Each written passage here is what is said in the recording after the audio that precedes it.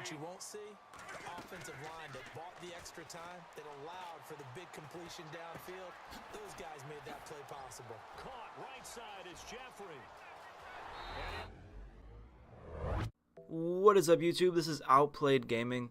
Today we're going to be going over the gun bunch out of the West Coast offense. The play we're going to be breaking down today is the mesh post. Now, I know I did a video a couple months ago about the PA slot post, and that video is still valid. I still run it essentially the same way if you want to look back on that. But pretty quickly after I made that video, I changed to the West Coast playbook. So the videos I was going to make from that were not really valid anymore. So essentially I want to continue that series now, and I want to show you how a lot of the competitive guys are running this gun bunch right now. This is just going to be a couple videos, a play a day pretty much this week. So just keep checking back and look out for the other plays I'm going to be showing you. That's going to include the dig HB out, corner strike, which is pretty self-explanatory, the wide receiver post, which is a play that I don't think is used enough right now and is really, really good. So stay tuned for that especially. And then finally the verticals. And I'm going to show you some adjustments we can do for verticals and specifically why it is a really good cover 3 beater. So stay tuned for those other videos, but today I'm just going to be going over this mesh post and what we can be doing in this and what we should be looking for as far as the defense is concerned. So I'm just going to start this against a basic cover 2. Now, cover 2 is ideally what you want to be running this against. You're going to have a lot of success against it, but this play can be used against any cover 3, or if your opponent is sending a lot of pressure, it's going to be good against any blitz for the most part. So why this play is so good and why this formation is so good right now and overpowered is because you can pick up the pressure so well by blocking 7 like this, and then mix up your routes enough so that if they are blitzing, you're going to have enough reads. Like in this play, it's going to be a high-low read with Tate and Jones, the post and the drag, where if they're blitzing, they're not going to be able to pick it up. And if they do make the adjustments that are necessary to stop this play specifically, the other plays we're going to be mixing in, the adjustments they're making to stop this play aren't going to stop the other plays we're running out of this. So it just becomes a really tough mind game for the defensive opponent. And obviously there's ways to stop it. You only have 3 routes on this play, and A is pretty much just a clear out route.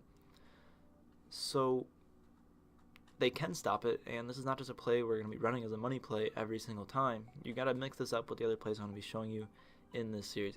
But for today, in this play specifically, I like to run this against Tampa 2. If your opponent's running a lot of Tampa 2 or blitzing a lot, this is what you're going to be running it against. You can run it against cover 3. You can really run it against any kind of defense, and something will probably get open.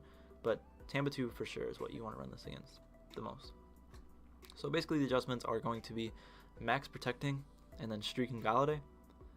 And then if you know the defensive end is blitzing, you're going to want to block him.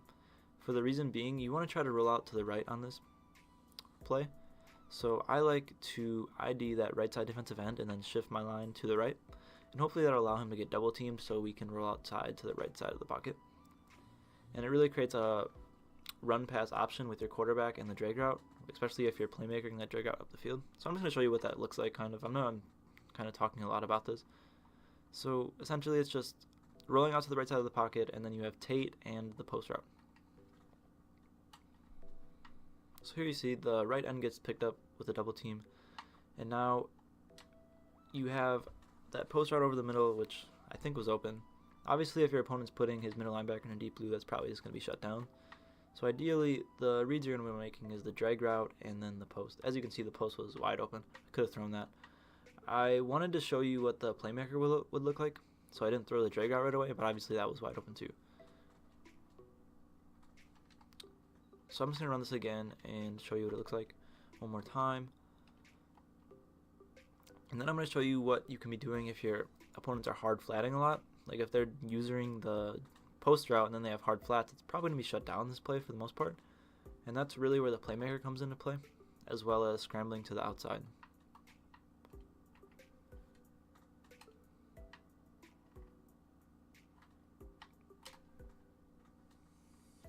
So just like that, you see I hit the post route.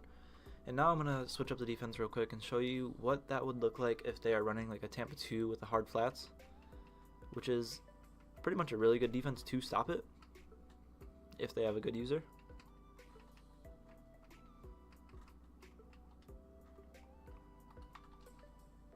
So same setup here, and this time I'm going to show you when Tate comes across the field on that drag, I'm going to playmaker him upfield, and because they're in a hard flat, the corner really isn't going to stay with him when he gets playmakered upfield, and it's going to leave him pretty much wide open.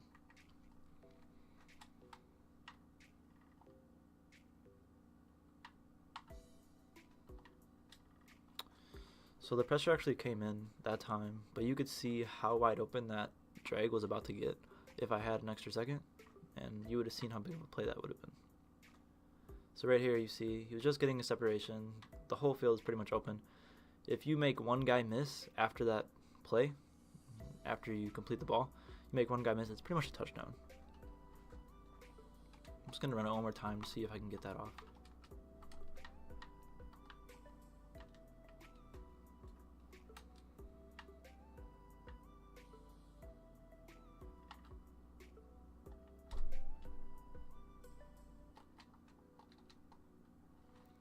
That's kind of what that looks like, guys. That's going to do it for the video.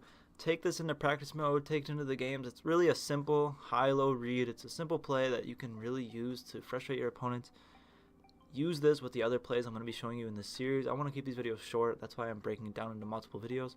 Stay tuned for tomorrow's video, which is going to be on the HB dugout, which is a great counter play to this. Thanks for watching, guys.